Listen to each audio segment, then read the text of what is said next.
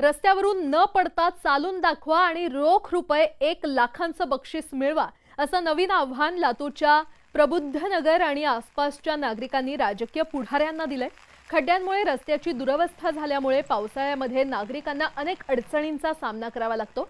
त्यात नगरपालिका प्रशासन आणि ग्रामपंचायतीमध्ये हद्दीचा वाद दाखवून रस्त्याच्या कामाची जबाबदारी एकमेकांवर ढकलली जाते। त्यामुळे जर हा रस्ता कुणाच्याच हद्दीत येत नसेल तर मग इथला रस्ता चीनच्या हद्दीत येतो का असा संतप्त सवालही नागरिकांनी उपस्थित केलाय। म्हातारा खाली पडून मरले आले, तिथं गटारी नाही, काय नाही, रोडानं नुसतं पाणी वाहू लागले। काय लक्ष देऊ लागलेत मंत्री असून? साधा एक गाडी सुद्धा आमच्या गल्लीमध्ये प्रवेश करणार नाही। रस्ते जर पाहिले तर पावसामध्ये घराघरात पाणी शिरायले लोकांच्या, जी सर्वसामान्य जनतेच्या प्राथमिक गरजा असतात त्या गरजा जर सरकार आम्हाला पुरवू शकत नाही तर मग आम्ही सरकारकडून काय अपेक्षा करणार आहोत? आम्ही बळीराम गुंडाजी जोगदंडे प्रबुद्धनगरमध्ये राहतोय।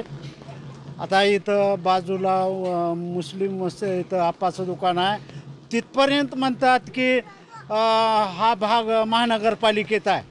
आणि आता आमचा आदिवासी मागासवर्गीय जो भाग आहे, इथून सगळ्या तिन्ही गल्ल्या मागासवर्गीय आहेत, आदिवासी आहेत, गरीब लोक आहेत, म्हणजे मजुरी करून खाणारे लोक आहेत, आणि त्याला म्हणतात हा भाग आमच्या ह्याच्यात नाही।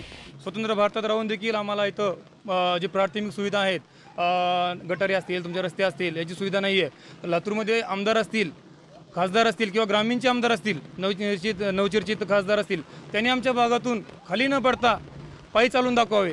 त्यांना आम्ही गोरगरीब लोक 1-1 रुपया 10 रुपये जमा करून त्यांना लाख रुपयाचे आम्ही त्यांना ऑफर देतो।